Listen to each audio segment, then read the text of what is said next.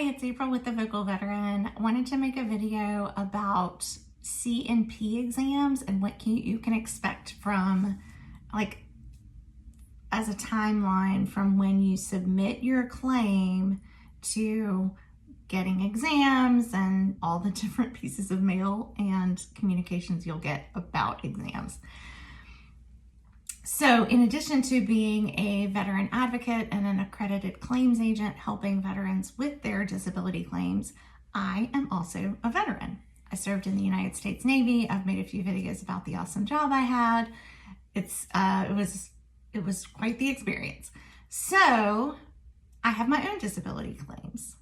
I am in the process of completing one of them. So I submitted a supplemental claim in, I think it was October 16th. And then they, review your supplemental claim, make sure that the evidence you submitted was new and relevant, and then decided, okay, that it passed that test. Now we need some new exams to see if your rating should change.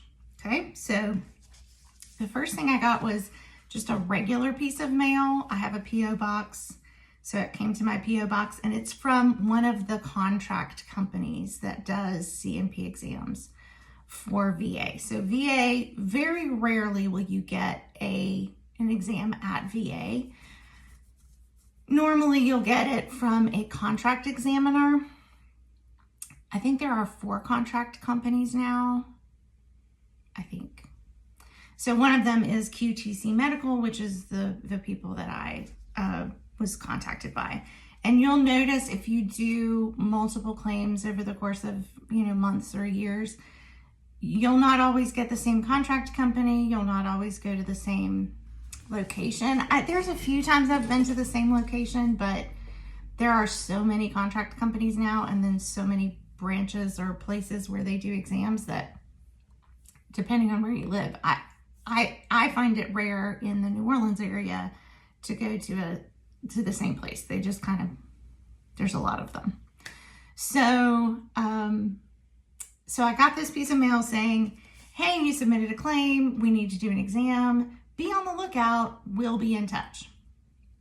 And then the letter also says, if we haven't gotten in touch, or if you'd like to get in touch with us, here's, I think it's a 1-800 number to call. Well, it gives their business hours and stuff.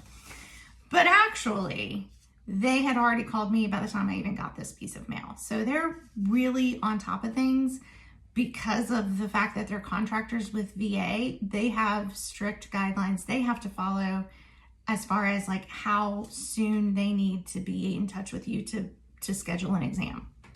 So from the time VA says to the contract company, in this case QTC, VA says to QTC, hey, we need a medical exam for this veteran, then QTC has a very short period of time to then contact the veteran and schedule that exam. So most of the time, what happens is they'll call and ask which days of the week are best for you and which time of day is best for you. So morning, afternoon, evening, Monday, Wednesday, Friday, Tuesday, Thursday, that kind of thing.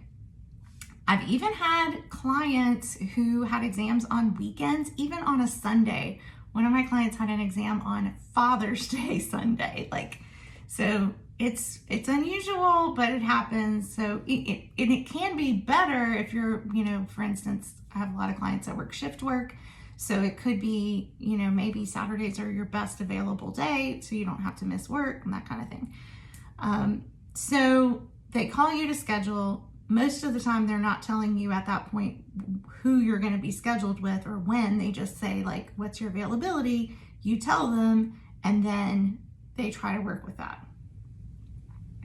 I say try, because again, in my experience, I had for my own claim, this was a few years ago, I got that call. I told them I was available Tuesday, Thursday morning, and that I preferred a virtual appointment because for that condition, they could provide virtual.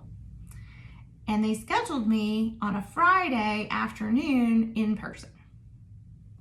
So you don't always get what you say you want, but it happens. So in this case, QTC called me and said, hey, we need you to do an exam.